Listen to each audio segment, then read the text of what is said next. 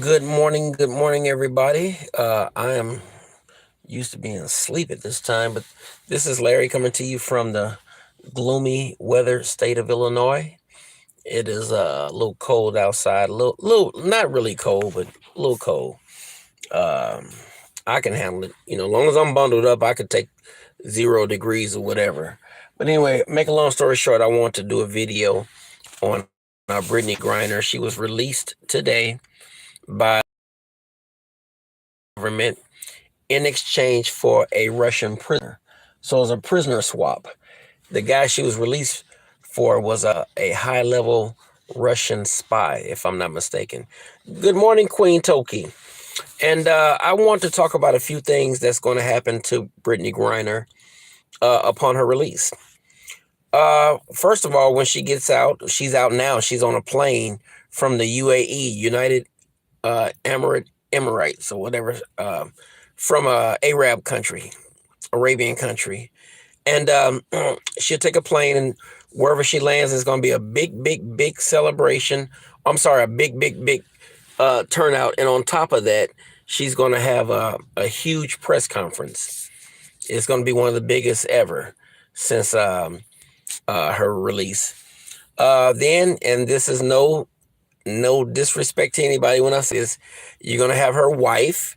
She's going to meet her and be kissing all on her. And, it's going to make cameras, that's pretty much the norm in society now. And, go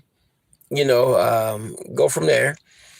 She'll immediately go back to the WNBA because that's her job. But because everywhere she goes, it's going to be jam packed. She can actually be the highest paid NBA player in the world, or WNBA player in the world, forgive me. Highest WNBA player ever. Because everywhere she goes, it's going to be a sellout. Ticket sales are going to be, I'm not going to say through the roof because women basketball hasn't taken off like men's basketball, NBA, but it's still popular. And on top of that, her name is trending big. So, okay. But, so she's going to do major press conference. She's going to write a book. I believe she's going to write a book, which is going to uh,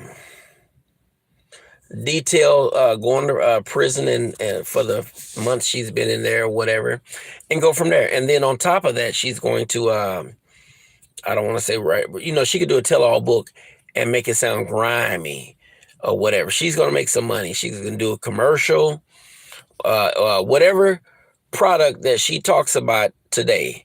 If she has a Coca-Cola can at the press conference, they're going to sponsor her. If she have KFC, trust me, she's going to have a commercial. It's going to be big. So she's got a lot of opportunities. But I'm going to do a flip side of this, and I want you all to chime in and hit the thumbs up so I know if somebody's watching this. The flip side of this, and this is maybe a little negative to some people, is I personally believe, now this is my opinion, okay?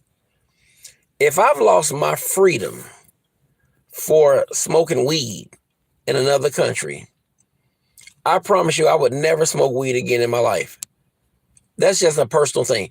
I think she should go to rehab and leave weed alone. Okay? Weed has cost you your freedom.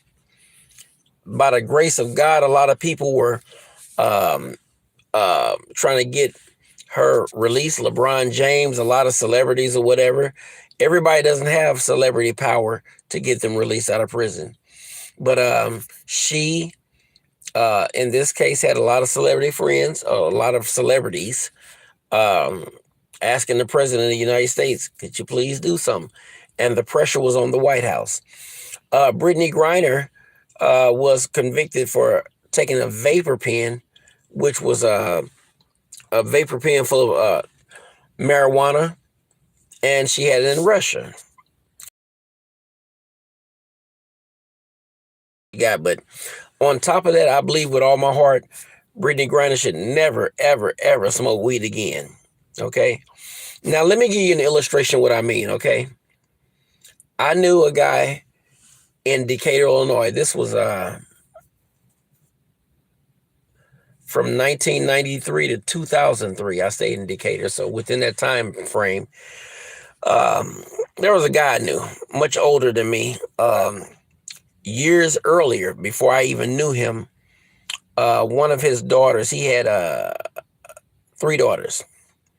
One of the daughters said when he was drunk, he got into bed with her, and I guess he was getting ready to do it thinking that was his wife or whatever. So she went, she the cops investigated and arrested him, and she wanted to go all the way with that. It was no, now from what I heard, I wasn't there. There was no penetration, but just the act of your daddy grabbing you, and he now. I knew the guy personally. He used to get drunk. Okay, drunk. I'm talking like yeah, like that. You know what they call boo boo face. Yeah, I'm gonna try to use a nice word, boo boo face.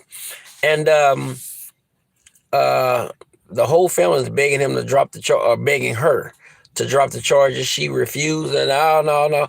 And finally, the state's attorney did drop the charges. And my whole point in telling that story is I haven't said nobody's name. It wasn't me, but uh, I knew the guy personally.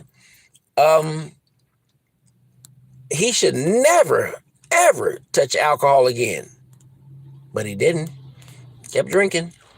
In fact, drinking was the death of him, honestly. Drinking was the death of him. He's dead now. And my whole point in saying that whole story was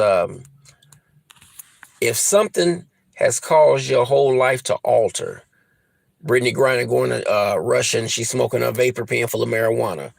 The guy I'm talking about, he goes to jail and possibly could have went to prison because his daughter said he got into bed with her and didn't realize who she was because he was so drunk. You supposed to never touch weed, alcohol, nothing again.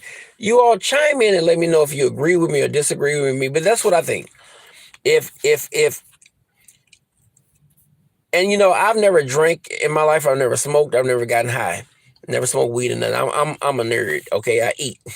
But if you're gonna do something that's gonna alter your life, I would run from it. Okay, I would run from it. If you're gonna wake up in jail and you got to ask the knock on the window of the jail pod, where that's where most of them are in now, and you ask the guard, "What am I in for?" Because you were so drunk you don't remember, and it's something minor.